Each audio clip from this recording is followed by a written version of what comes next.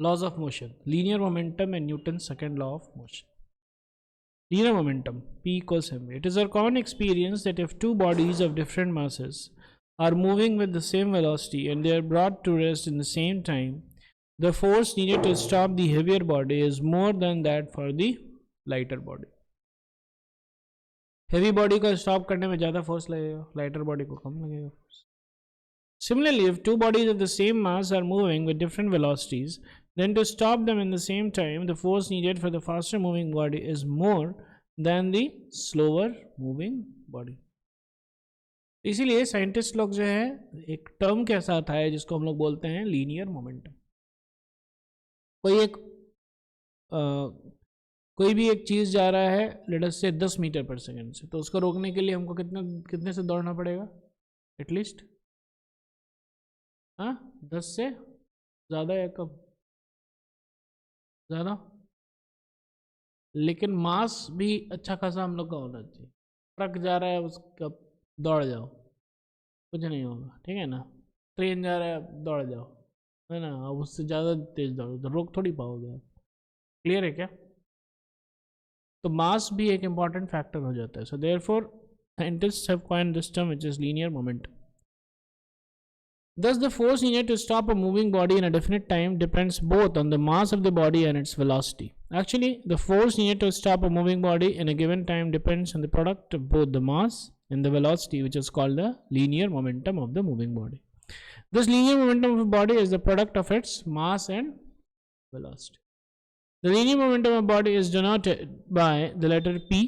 Generally, the word momentum is used for linear momentum. Momentum और linear momentum interchangeable है, ठीक है ना. For a body of mass m moving with a velocity v, the linear momentum p is expressed as mv. This is a vector quantity. इसका मतलब direction भी होगा, और डायरेक्शन क्या है? जिस डायरेक्शन में वेलोसिटी है उसी डायरेक्शन में लीनियर मोमेंटम है. Relation p equals mv, unit of momentum equals unit of mass into unit of velocity.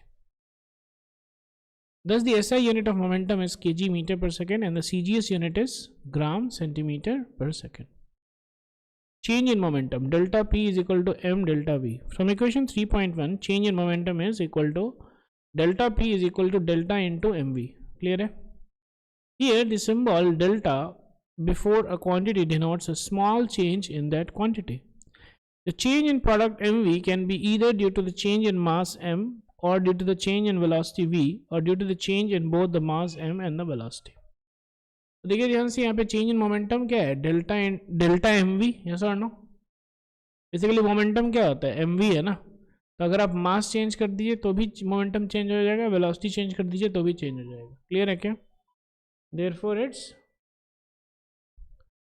Dependent both on M and V. कोई दिक्कत नहीं. If mass remains constant, then change in momentum is due to the change in velocity v alone. Then from equation for constant mass, change in momentum delta p is equal to m into delta v. In case of atomic particles moving with velocity comparable to the velocity of light, it was observed that the mass of the particle does not remain constant, but it increases with increase in velocity. According to the relation m equals m naught root over 1 minus v by c का whole square. अब कोई बोल सकता है कि P equals M we है ना. तो मोमेंटम कैसे चेंज होगा? या तो मास चेंज हो जाए या तो वेलोसिटी चेंज हो जाए. यस और नो? अब मास तो कभी चेंज होता ही नहीं है. होता है क्या मास? होता है.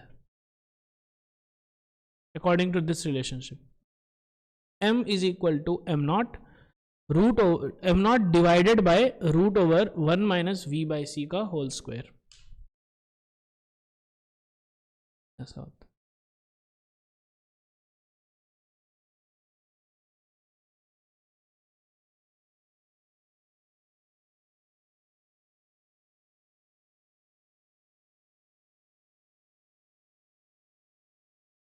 क्लियर है क्या?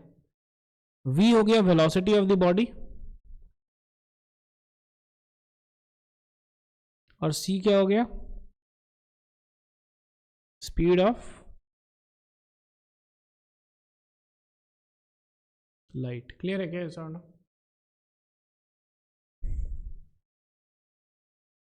In such a case, we cannot write delta mv is equal to m delta v. The relationship delta p equals m delta v is true only if the velocity v of the moving particle is much smaller than the velocity of light. तो ये कब valid है delta M V is equal to M delta V? जब velocity is negligible compare to that of light. Clear है क्या? तो हम लोग लिख रहे हैं P is equal to M V, delta P is equal to M delta V, है ना? तो यहाँ पे हम लोग क्या अज्यूम कर रहे हैं? मास इजंट चेंजिंग. यस और नो? ये ना assumption. ये assumption कब वैलिड है? when velocity is very much less than c.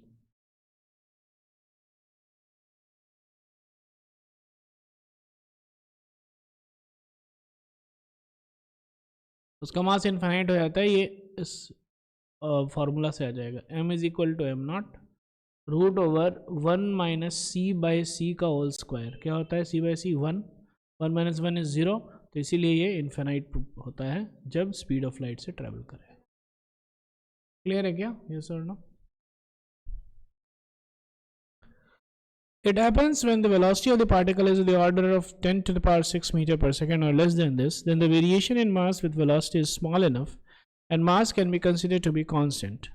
However, the relationship delta P equals delta mv is always true whether mass varies or mass remains constant. Clear है? Rate of change of momentum. When a force is applied on a moving body, its velocity changes. Due to the change in velocity of the body, its momentum also changes. Clear है क्या? Force apply किए तो velocity change होगा ना. Velocity change होगा तो momentum भी change होता है. Let a force F be applied on a body of mass m for time t, due to which its velocity changes from u to v. Then the initial momentum is mu, final momentum mv. Change in momentum is mv minus mu. देखिए ध्यान से, एक object है m, ये जा रहा है u से. क्लियर है क्या? यस और नो? इस पे मैंने क्या किया? फोर्स अप्लाई किया. कौन सा? F. अब क्या हो गया कि इसका वेलोसिटी हो गया v. यस और नो? तो एक्सेलरेशन को लिखते हैं क्या? v equals U plus A T लिखे हैं, याद है? एक्सेलरेशन क्या हो जाएगा? v minus U by T होगा. यस और no?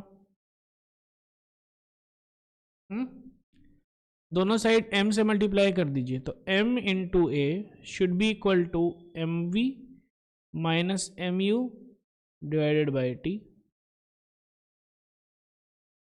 M A into T should be equal to M V minus M U. ये क्या है? फोर्स है. F into T is equal to P final minus P initial, because this is actually momentum. Yes or no? So therefore we can write F is equal to P final minus P initial divided by T. So therefore force becomes rate of change of momentum.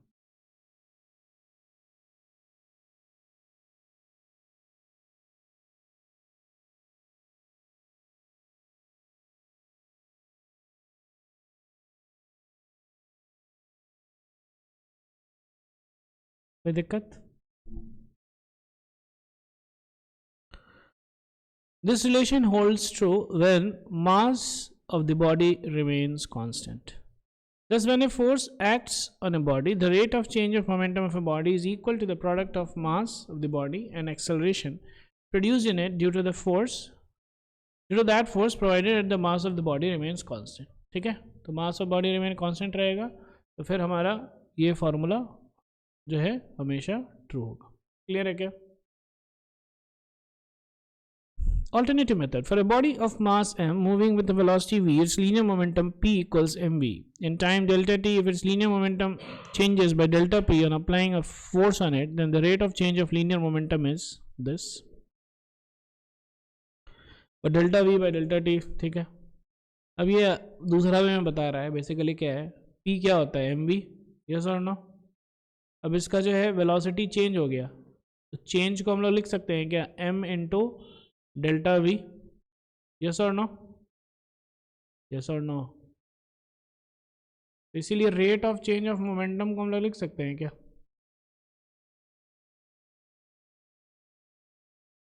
Delta p by delta t which is equal to m delta v, that is v minus u by t, which is equal to ma, which is equal to f, yes or no, ठीक है।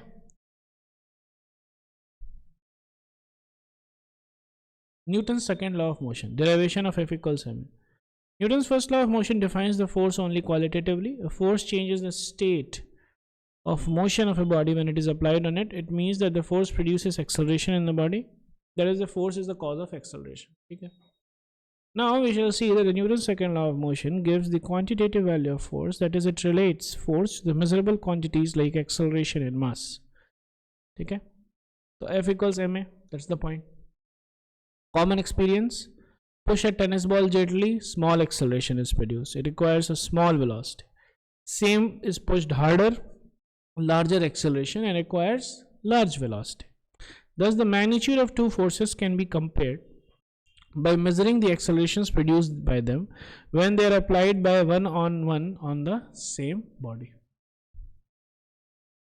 ठीक है, तो एक body है, इसके ऊपर जो है आपने फोर्स लगाया, इसका एक्सेलरेशन हुआ a1। सेम बॉडी पे आपने फोर्स लगाया f2, इसका एक्सेलरेशन क्या हुआ a2। अगर a2 ग्रेटर देन a1 है तो आप बोल सकते हैं f2 is greater than, clear है क्या, यही बोल रहा है। Experimentally, Newton found that the acceleration produced in a body is directly proportional to the force applied on it. Similarly, if we try to produce same change in velocity in the same time in a football and tennis ball, initially both at rest, we need to apply a large force. Okay. On the basis of experiments, Newton concluded that acceleration produced in a body of a given mass is directly proportional to the force applied on it. तो आप force को बढ़ाते रहिएगा तो acceleration बढ़ता रहेगा। इसका मतलब क्या है, F by A is actually constant. Yes or no? Clear है क्या? यहाँ पे स्लोप क्या होगा बताइए, यहाँ पे स्लोप हो जाएगा 1/m, क्योंकि A by F होगा ना। Yes or no? अगर F by A रहता, अगर F इधर रहता, A इधर रहता, तो फिर M होता। क्लियर है क्या? अरे समझ में,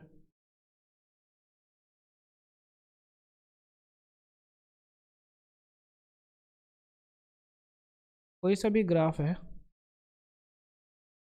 ये है y, ये है x, तो स्लोप जो होता है वो क्या होता है,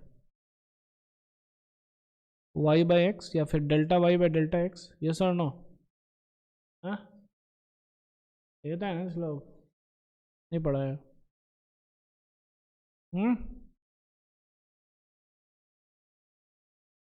तो अब यहाँ पे a है और यहाँ पे f है, तो इस ग्राफ का स्लोप क्या हो जाएगा, a by f। अब f क्या होता है में,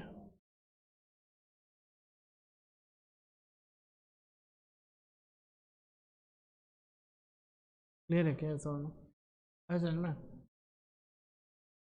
तो m रहे चाहे 1/m रहे, क्योंकि अगर m कांस्टेंट है तो ये भी क्या होगा, कांस्टेंट ही होगा ना। यस और नो? ठीक है, तो इसीलिए दिस इज है ना, तो फोर्स आप बढ़ाइए, एक्सेलरेशन भी अकॉर्डिंगली ही बढ़ेगा। Force needed to produce a given acceleration in a body is directly proportional to the mass. अगर एक्सेलरेशन कांस्टेंट रखिए, मास है ना, मास को अगर आप वेरी करा रहे हैं तो फोर्स भी जो है अकॉर्डिंगली ही बढ़ेगा। क्लियर है क्या? यस और नो? लाइक फॉर एग्जांपल, आपको एक्सेलरेशन प्रोड्यूस करना है 2 मीटर पर सेकेंड स्क्वायर, कितना, मास है 2 kg, तो फोर्स क्या होगा, 4 न्यूटन। तो मास आप बढ़ा दिए 4 kg, क्या हो जाएगा,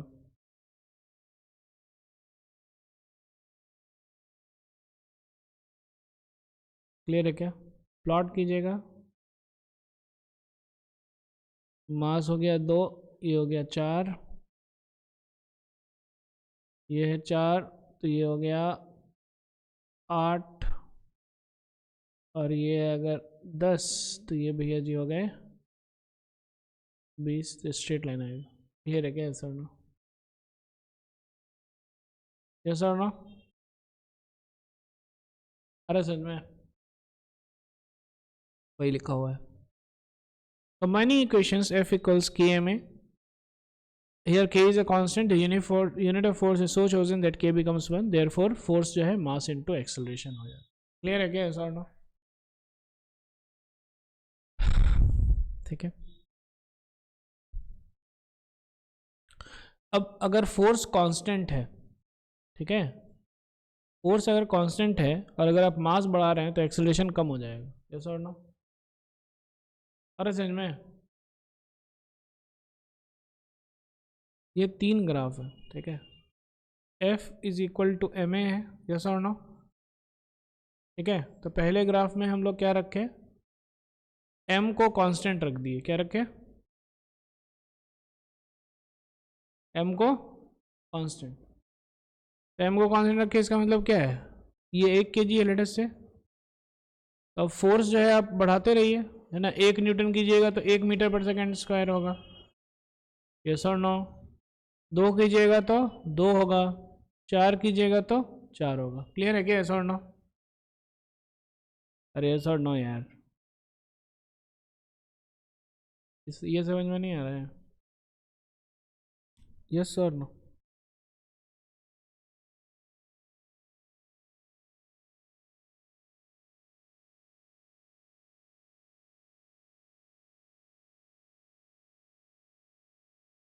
तो फोर्स बढ़ाइएगा तो एक्सेलरेशन बढ़ेगा, and this slope is constant. Clear है क्या? दूसरे केस में जब हमारा एक्सेलरेशन कांस्टेंट है, क्लियर है क्या, इसका मतलब क्या है, मास चेंज हो रहा है, हमको एक्सेलरेशन हमेशा लेटेस्ट से 2 मीटर पर सेकेंड स्क्वायर ही करना है। तो मास जो है, मास को आप वेरी कीजिएगा, मास 2 कीजिएगा तो फोर्स 4 न्यूटन होगा, मास 4 कीजिएगा तो फोर्स 8 न्यूटन होगा, मास 6 कीजिएगा तो ये होगा 12 न्यूटन। क्लियर है क्या, यस और नो? ये भी स्ट्रेट लाइन आएगा। क्लियर है क्या, यस और नो? इसमें क्या है, एक्सेलरेशन जो है कांस्टेंट। और लास्टली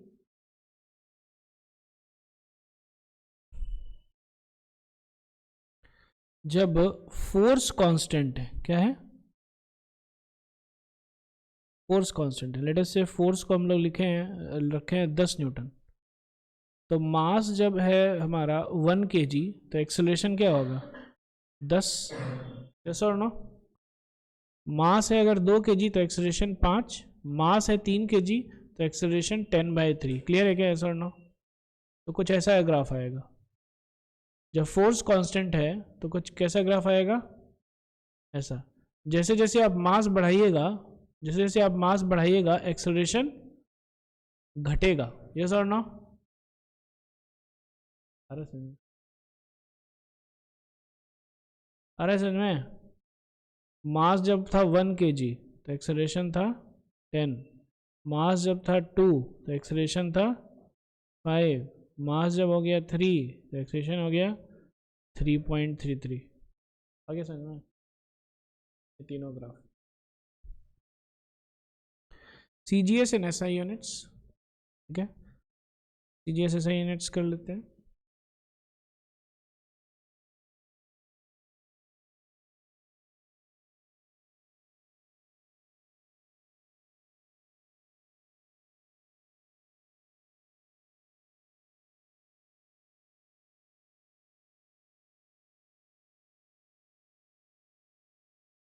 ये हो गया SI,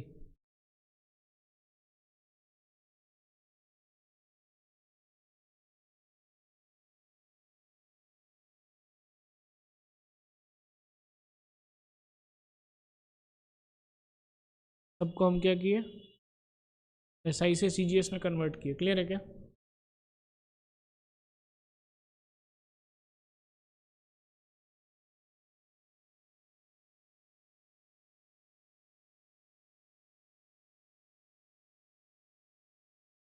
डाइन होता है CGS, SI होता है न्यूटन। क्लियर है क्या? यस और नो? और 1 न्यूटन होता है 10⁵। डेरिवेशन समझ में आ गया?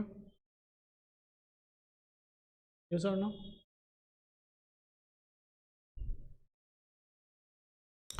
Newton second law of motion in terms of the rate of change of momentum. ठीक है, तो F equals ma which is, है ना, ये दिया। अब आगे बढ़ते हैं। Examples of the second law of motion in daily life. While catching a ball, the cricketer withdraws his hands along the ball. ऐसे पकड़ते हैं, तो उससे क्या होता है? टाइम ज़्यादा लगता है, इसलिए फोर्स कम हो जाएगा। क्योंकि फोर्स का क्या है formula? m into V minus U by T. Yes और नो? तो टाइम बढ़ेगा तो फोर्स कम हो जाएगा। यस और नो?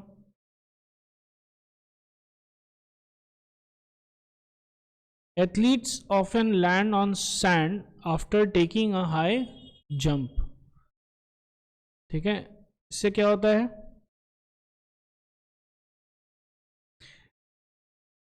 सेम चीज इसमें भी होता है। ठीक है, जब सैंड पे वो लोग लैंड करते हैं तो वो सैंड जो है दबता है। यस और नो? समझ में आ रहा है? सैंड जो है क्या हुआ? दबा। तो सैंड जब दबता है, ठीक है, तो जितना ये दबेगा, ध्यान में रखिए, S equals UT plus half AT square था। यस और नो? हाँ, जितना ये डिस्टेंस बढ़ेगा टाइम उतना ही बढ़ेगा। आ रहा है समझ में? तो इसीलिए टाइम बढ़ जाता है और फिर से फोर्स जो है घट जाएगा। क्लियर है क्या sir? When the glass vessels fall on a hard floor, they break, but they do not break when they fall on a carpet. ये भी सेम चीज है। It comes to rest almost instantaneously in a very short time. यहाँ पे भी देखिए in a very short interval time, और same चीज यहाँ पे भी होगा in a very short interval of time. Clear है क्या? ठीक है, लॉन्गर टाइम और शॉर्ट टाइम। कोई दिक्कत? ये हो गया हमारा मोमेंटम।